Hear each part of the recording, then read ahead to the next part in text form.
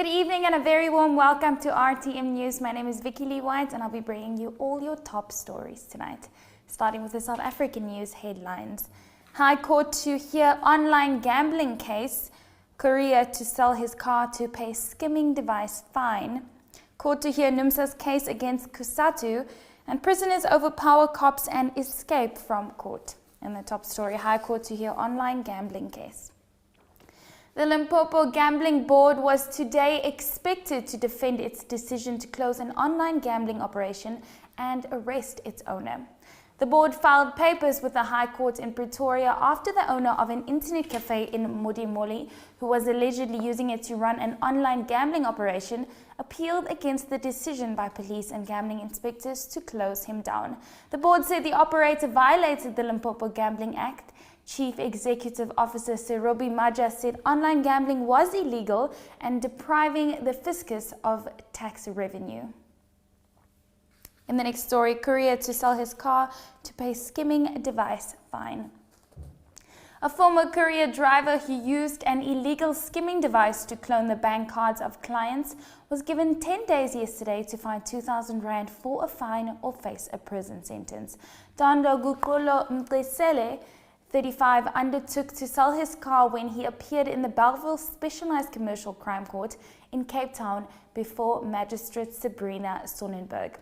Prosecutor Esmeralda Johnson told the court that in March, Mengele was fined 10,000 rand or 4 months in jail for the illegal possession of a skimming device. She said Mengele was permitted to pay the fine in installments, but was currently 2,000 rand in arrears, and the state wished to have the suspended prison sentence put into operation. Court to hear NUMSA's case against COSATU. The High Court in Johannesburg was to hear an application today to declare that NUMSA remains an affiliate of COSATU. The National Union of Metal Workers of South Africa said yesterday that its application was supported by several Congress of SA trade unions, affiliated unions. I quote, NUMSA will tomorrow, Tuesday 9th of June 2015, be going to the South Gauteng High Court to seek the court's intervention to declare that NUMSA remains an affiliate of COSATU, it said in a statement. In the final South African story, prisoners overpower cops and escape from court. 7 awaiting trial prisoners overpowered police officers and escaped from the Lenasia Magistrates Court yesterday afternoon, Gauteng police have said. Lieutenant Colonel Lungelo Dlamini said Brendan Paul, Johnson Leroy, Romeo Bekus, Luvesh Virasmi, Dumisani Selepi and Tabiso Sebelwani and Mpo Ramatsole appeared in court before the escape. I quote, it is alleged that the prisoners overpowered police officers working at the court cells and broke the main door to make their escape, he said. I quote, they were appearing for cases committed in Lenasia, Eldorado Park and Innerdale. That's it for the African news tonight. Let's go for a quick break and I'll be back with the rest of your African stories. And let us not neglect our meeting together, as some people do. But let us encourage one another, especially now that the day of return is drawing nearer. Beloved, are you in Southern Africa and you wish to join the gathering this year of the Redeemed Christian Church of God's National Convention 2015, coming up in August, and don't know how to go about it?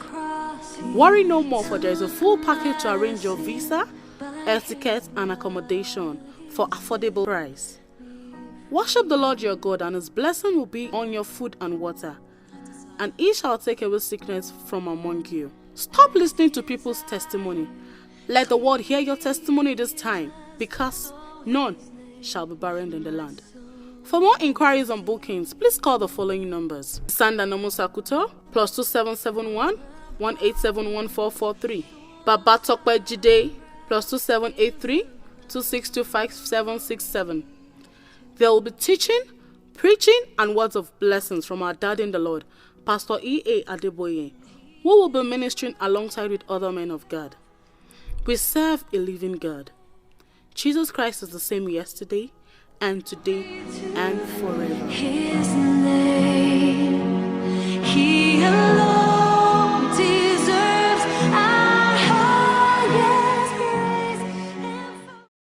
Welcome back to RTM News. If you're just joining us, we're having a look at the rest of the African stories. Starting with the headline, Somali Prime Minister predicts defeat of Shabab by end of 2015. Egypt summons US ambassador over Muslim Brotherhood. Burundi's electoral body wants poll delayed. And residents search for missing relatives in aftermath of Ghana blast. In the top story, Somali Prime Minister predicts defeat of Shabab by end of 2015. Somalia's Prime Minister predicted yesterday that Al-Shabaab extremists will be defeated militarily by the end of the year, but he said tackling the root causes that attract young people to the Al-Qaeda-linked group will take some time.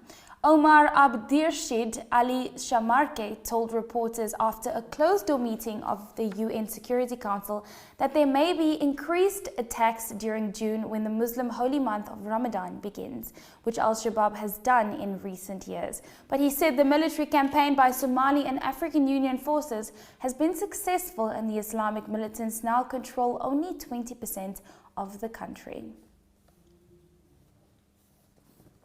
Egypt summons US ambassador over Muslim Brotherhood. Egypt summoned the US ambassador in Cairo to show displeasure at Muslim Brotherhood figures coming to Washington for a private conference, sources familiar with the matter said yesterday. One source who spoke on condition of anonymity said US officials did not intend to meet the group, although they had met some Brotherhood figures that came to Washington in January. The tensions reflect a clash between US diplomats' desire to deal with the whole political spectrum in Egypt and a fear of alienating Egyptian President Abdel Fattah al-Sisi, who as army chief toppled a Muslim Brotherhood-led government in 2013. In the next story, Burundi's electoral body wants poll delayed.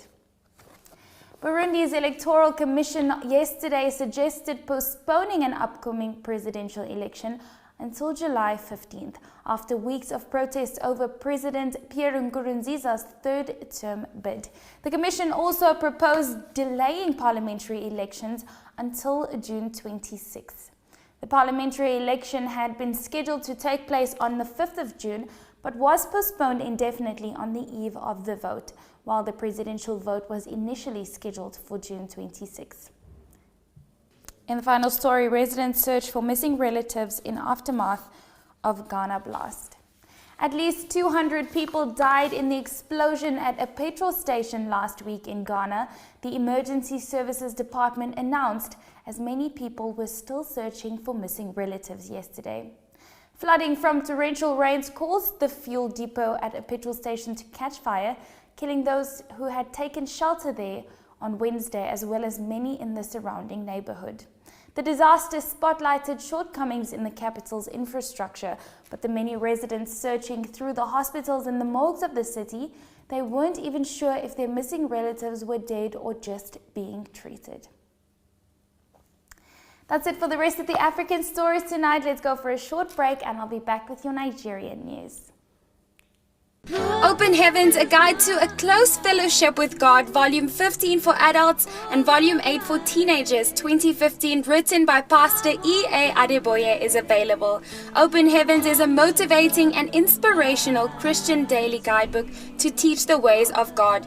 You can get a copy of the Open Heavens at Redemption Camp, Kilometer 46, Lagos, Ibadan Expressway, Mowe, Ogun State, Nigeria, and every parish of the Redeemed Christian Church of God.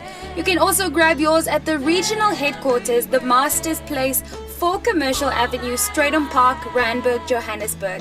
Telephone numbers +277 1179 14141. And our Zambia regional headquarters, Regional Secretariat Plot 8665 Kamloops Road, next to the Evangelical Fellowship, Lusaka, Zambia. Telephone number +2609 7741 0426. Or you can also get a copy at any of our regional headquarters of the Redeemed Christian Church of God worldwide. For more information, visit our website www.rccg.org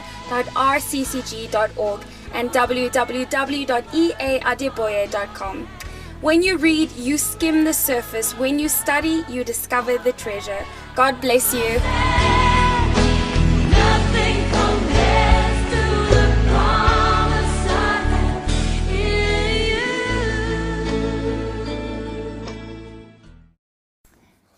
to RTM News. If you're just joining us, we're having a look at the Nigerian stories tonight.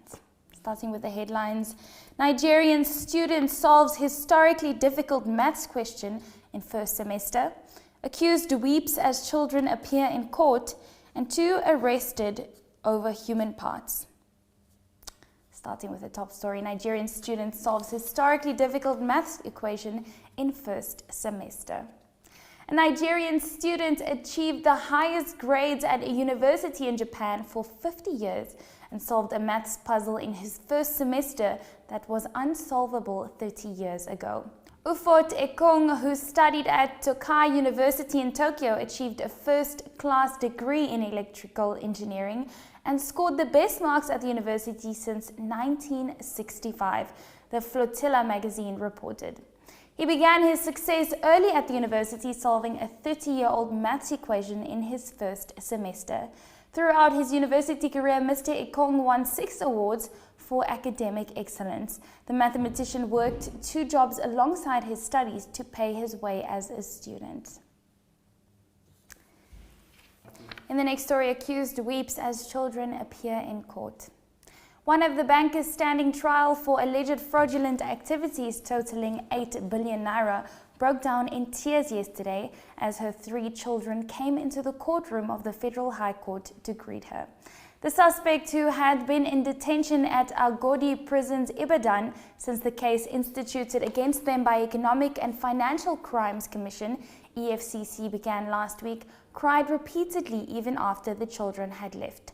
All the 8 suspects in the first batch were led into the court in handcuffs some minutes before 9 a.m., except the woman among them.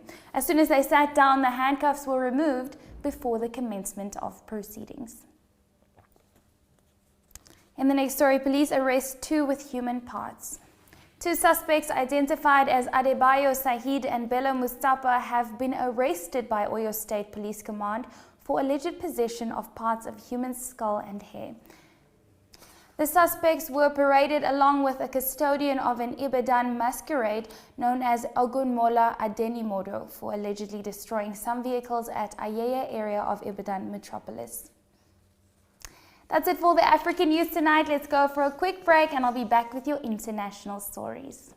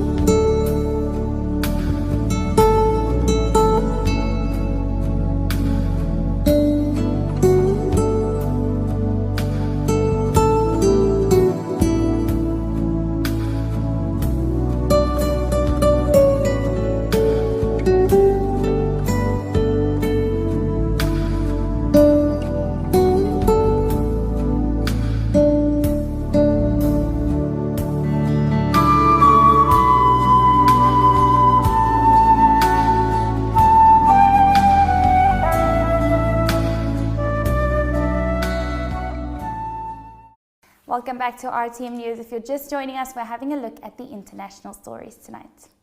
Starting with the headlines, China Hebei shooting leaves 5 dead. Pakistani man given death row reprieve. Hundreds march over Texas police gun incident.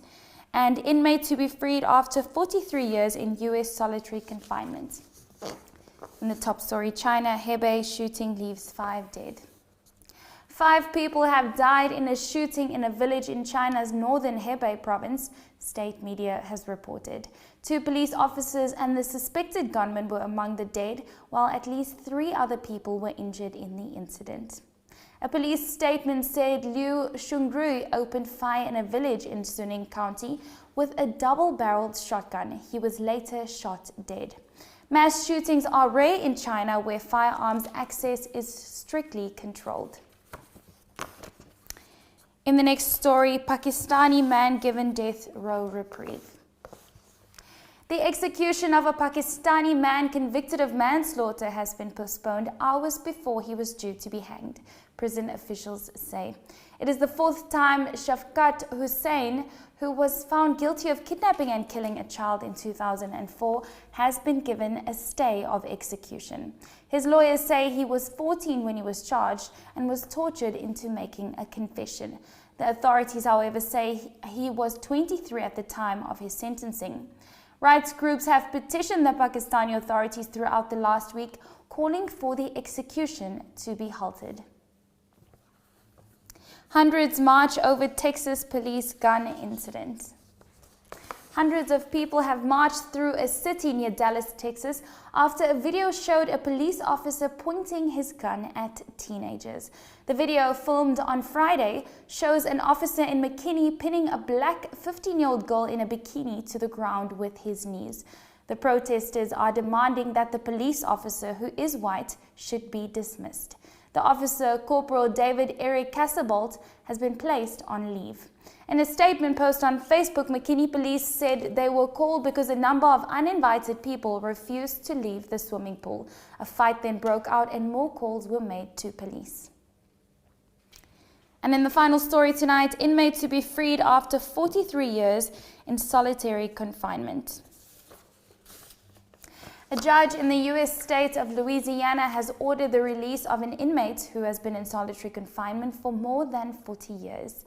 Judge James Brady also banned prosecutors from trying Albert Woodfox, 68, for a third time. He had been in solitary confinement since April 18, 1972, after a prison riot that resulted in the death of a guard. Woodfox has been tried twice for the guard's death, but both convictions were later overturned. He denied all the charges. That's all the news that I have for you tonight, but don't go anywhere as we're crossing over to Adelani for the sports. Are you celebrating a birthday, a wedding, office party, anniversary, or feel like having a taste of the best cake ever? Then Cakes at Eddie is the place to go. We specialize in all kinds of cakes, such as novelty cakes, character cakes, and many more. Just think of something and we'll make it for you. Our telephone numbers are 061 446 1812 or call us at 082 369 2880, or you can email us on at cakeseddy@gmail.com, or you can also visit our website at www.eddiescakes.co.za. Cakes at Eddie, where elegance and taste meet. Jesus, I believe in you.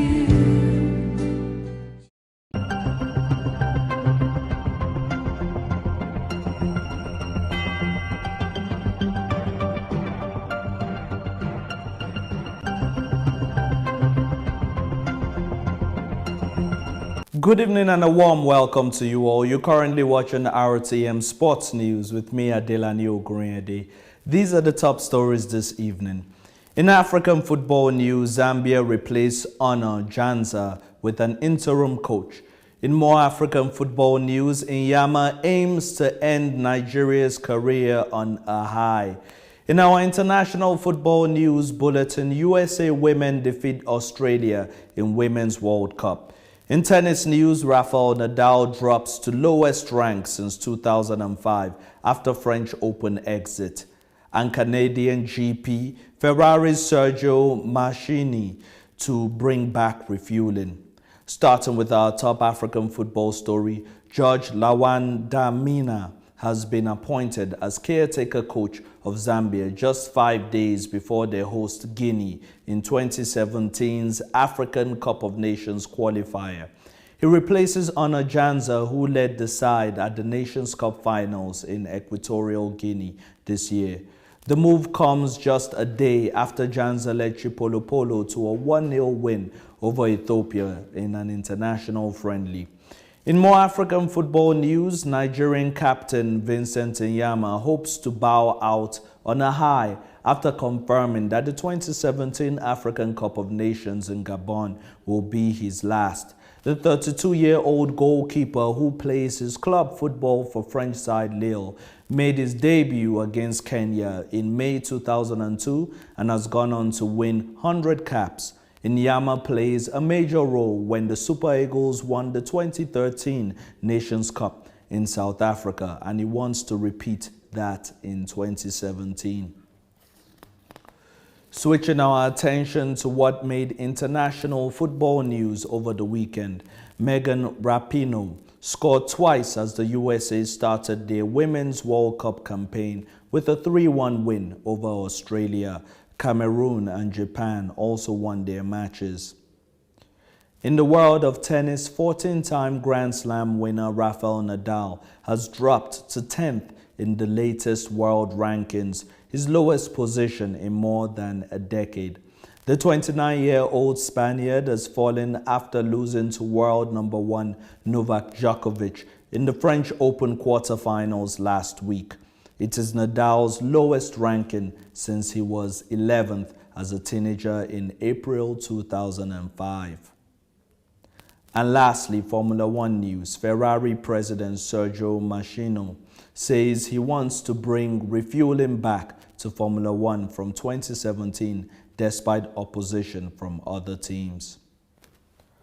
So that wraps up all the sports news I have for you all this evening. Please do stay tuned for the rest of the RTM viewing, and please enjoy the rest of your evening. From me, Adelani Oguriade, it's a good night. Let's cross over back to Vicky Lee White.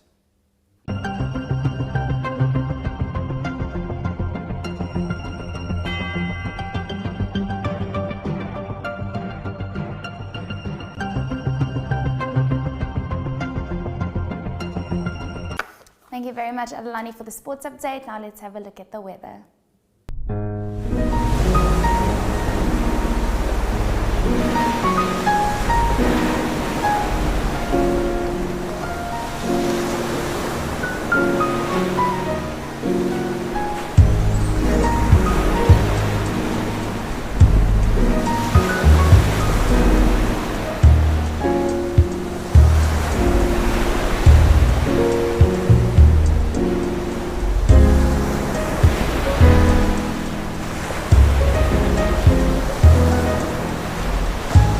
That's it from all of us here at RTM News. From me, Vicky Lee White, I do hope you have a lovely evening, and we will see you again tomorrow.